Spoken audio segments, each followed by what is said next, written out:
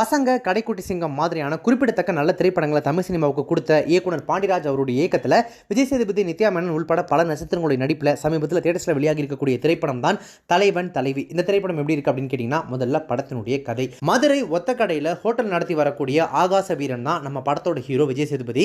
அவருடைய மனைவி தான் பேரரசி, அதாவது படத்தோட ஹீரோயினான நித்யா மேனன். இவங்க ரெண்டு பேருக்குள்ள அடிக்கடி சின்ன சின்ன சண்டைகள்லாம் நிறைய நடக்குது. அதில் ரெண்டு வீட்டாருமே தலையிட பிரிவின் எல்லைக்கு போய் நிற்குது கணவன் மனைவி உறவு. சரி, எப்படி எல்லாம் சரியாயிடும், மறுபடியும் ஒன்று சேர்ந்துரும் அப்படின்னு நினைச்சிட்டு இருக்கிற ஆகாச வீரனுக்கு அடுத்ததாக காத்திருக்கு ஒரு அதிர்ச்சி. அவருக்கு சொல்லாமலே அவருடைய மகளுக்கு மொட்டை அடிக்கிறதுக்கு கோயிலில் கூடுது பேரரசியோட குடும்பம். விஷயம் தெரிஞ்சு களமிறங்குது ஆகாச வீரனுடைய குடும்பம். அவங்க ஏன் பிரிஞ்சாங்க, என்ன சண்டை, இரு வீட்டாருடைய பஞ்சாயத்து எங்கே போய் முடியுது அப்படின்றத பரோட்டா, கொத்துக்கறி, ஆம்லேட் அப்படின்னு சொல்லிட்டு மிலிட்ரி ஹோட்டல் மெனுவாக கமர்ஷியல் தூக்கலாக பரிமாறி இருக்காரு இயக்குனர் பாண்டிராஜ். இதுதான் தலைவன் தலைவி திரைப்படத்தினுடைய கதை.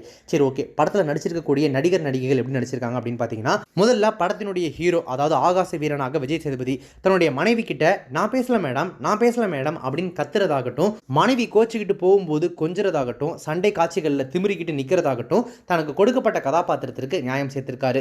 நானா பார்த்து கல்யாணம் பண்ண, நீங்க தானே கூட்டிட்டு வந்தீங்க அப்படின்னு சொல்லி பெற்றோர்கிட்ட மல்லு கட்டிக்கிட்டு கிளம்பி போறது தொடங்கி கட்டப்பையை எடுத்துக்கிட்டு அடிக்கடி கிளம்பி வர்றது வரைக்கும் ஆகாச வீரனுடைய பேரரசியாக இதுவரைக்கும் தான் நடித்திராத கதாபாத்திரத்தில் கச்சிதமாக பொருந்தி போறாங்க நித்யா மேனன். அவங்களுடைய நடிப்பு தீனிக்கு மற்றும் ஒரு கதாபாத்திரம்னு இந்த பேரரசி கதாபாத்திரத்தை சொல்லலாம்.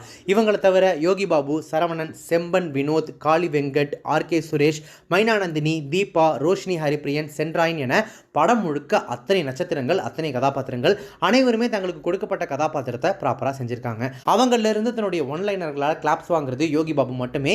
படம் தொடங்கியதிலிருந்து தன்னுடைய ஒன்லைனர்களாலையும் ரியாக்ஷன்களாலையும் தலைவன் தலைவிக்கு துணையாகவே நிற்கிறாரு யோகி பாபு அப்படின்னு சொல்லலாம். செம்பன் வினோத் பொறுப்பான மாமனராக மனம் கவர்றாரு. ஓகே, படம் டெக்னிக்கல் அஸ்பெக்ட்ஸில் அதாவது தொழில்நுட்ப ரீதியாக எப்படி எடுக்கப்பட்டிருக்கு அப்படின்னு பார்த்தீங்கன்னா, கருப்பசாமி கோயில், ஹோட்டல், மலை என குறிப்பிட்ட இடங்களில் மட்டுமே பயணிக்கக்கூடிய கதையில் அனைத்து ஏரியாவிலையுமே தன்னுடைய ஒளிப்பதிவை செவ்வனே செஞ்சிருக்காரு படத்துடைய ஒளிப்பதிவாளரான எம் சுகுமார். கல்யாணம், சண்டை, குழந்தை என ஒவ்வொரு தளங்களிலும் நடக்கக்கூடிய ஃப்ளாஷ்பேக் கதை, அந்த கதை சொல்லுக்கு தன்னால் இயன்ற ஒத்துழைப்பை கொடுத்திருக்காரு படத்தொகுப்பாளரான பிரதீப் இ ராகவ். பாடல் காட்சிகளையும் விஜய் சேதுபதி, நித்யா மேனன் இருவருடைய சண்டை காட்சிகளையும் அந்த அனிமேஷன் ஐடியா செம்மையாகவே ஒர்க் அவுட் ஆயிருக்கு.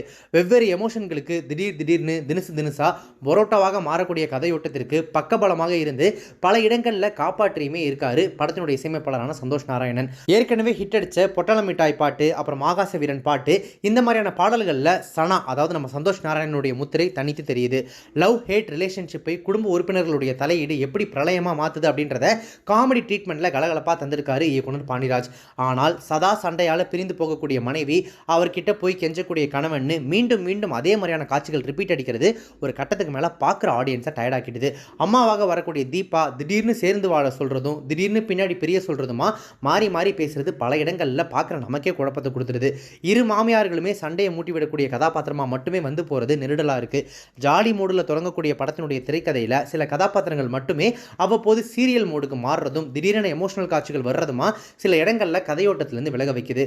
உறவுகள் குறித்த அக்கறை அப்படின்றது கண்டிப்பாக தேவை தான். ஆனால் விவகாரத்து அப்படின்ற சட்ட ரீதியான தீர்வை அவ்வளவு அலட்சியமாக கையாண்டிருக்கிறது கண்டிப்பாக தவிர்க்கப்பட வேண்டிய ஒன்று. மொத்தத்தில் இந்த தலைவன் தலைவி தியேட்டரில் போயிட்டு பார்க்குற அளவுக்கு ஒர்த்தா அப்படின்னு கேட்டிங்கன்னா, தாராளமாக நீங்கள் போயிட்டு குடும்பத்தோடு பார்க்கக்கூடிய அளவிலான ஒரு குடும்ப திரைப்படம் தான் இது. ஆனால் பாண்டிராஜ் அவர்களுடைய கடைக்குட்டி சிங்கம், நம்ம வீட்டு பிள்ளை இதெல்லாம் மனசில் வச்சுட்டு போனீங்கன்னா கண்டிப்பாக அவர் உங்களை ஏமாற்றுவார். ஏன்னா இது கம்ப்ளீட்லி ஒரு ஃபேமிலி ட்ராமா, அதாவது அந்த கடைக்குட்டி சிங்கம் மாதிரியான எமோஷனல் ட்ராமான்னு சொல்லிட முடியாது. காதலும் மோதலும் என வாழ்ந்திருக்கக்கூடிய ஒரு கணவன் மனைவிக்கு இடையிலான அந்த அந்யோன்யம், அந்த சண்டை, அந்த பிரிவு இதெல்லாம் கலந்து கட்டி ஒரு கமர்ஷியல் ட்ரீட்மெண்ட்டாக அவர் கொடுக்க ட்ரை பண்ணியிருக்காரு.